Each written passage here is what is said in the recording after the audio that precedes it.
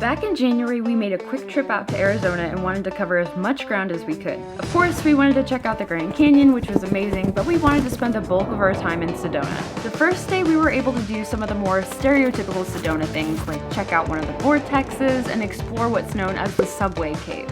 But the second day, we had to pick and choose what we wanted to do. Why? We needed to check out of our hotel no later than 4 p.m. and drive back to Phoenix so we could catch our flight home. My husband Alex really wanted to go to one of the lesser-known caves off of the Soldier Pass Trail. Now, I wanted to go see the Vivobarefoot Petroglyph Heritage Site, and this place has over 1,000 of some of the most well-preserved petroglyphs in the area. Since the petroglyph site closed at 3 p.m., we decided we'll prioritize going to the cave, and we'll try and squeeze in the petroglyphs if we had time. That morning, we started on a trail that would eventually intersect with the Soldier Pass Trail. I am sleepy. Yesterday was action-packed and I was completely toast by the end of the day. Okay, by like 3 p.m. I was toast. We made it! At the beginning of the trail. The whole first part was just to get to the trail. And now we can go! One of the nice things about this trail is that you have cool landmarks to explore along the way. The first one is a giant sinkhole called the Devil's Kitchen. And apparently the sinkhole is due to widen and collapse even more at some point. Thankfully it didn't collapse while we were there, so we could go along our merry way to the 7 sacred pools. How'd you like scrambling? It's fun. I built a cairn down there with all the rest of them. Good. Ready to move on? So let's go.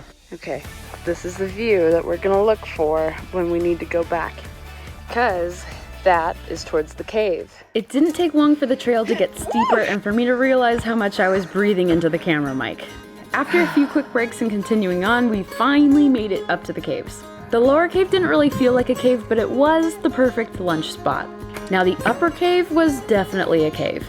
You have to climb into it, and as somebody who is vertically challenged, I was wondering how the heck I would get back down if I were to even go up there.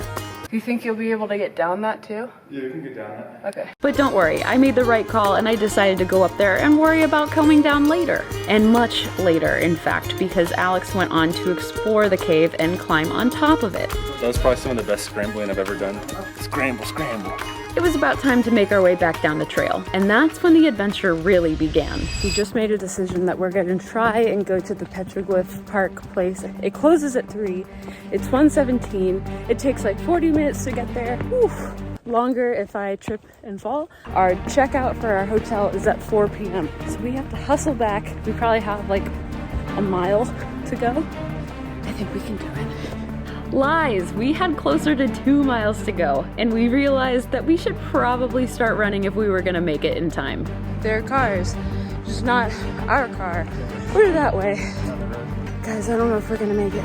It is about 1:40. I think we would arrive at like 2:20, and I think maybe they stop letting people in at 2:30. Alex is literally running to get the car. I've got his stuff. We will intersect at some point. I really hope soon. Oh my God, he's here. Oh my God. Okay, you know when you're in a hurry to go somewhere and then you get stuck behind the slowest car in the universe? That's what just happened. But we're on our way. Finally got around them. Oh my gosh.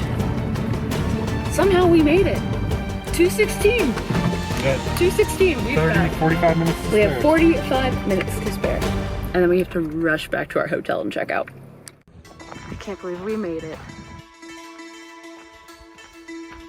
The petroglyphs were amazing, and they're so old. They were created by the Southern Sinagua people between around 1150 and 1400. There were all sorts of recognizable images, but others will likely forever be shrouded in mystery. One of the coolest petroglyphs was an aerial view of the Verde River, which is surprisingly accurate, especially since they didn't have airplanes or Google Earth back then. The volunteer at the site was incredibly knowledgeable and made the experience so much more impactful. But before we knew it, our time was up and we needed to rush back to the hotel and check out.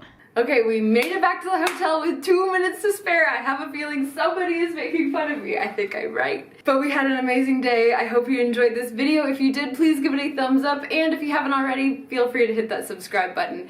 Thanks so much for watching, and I will see you in the next video. Bye, guys. It's been great vlogging with you. Ooh.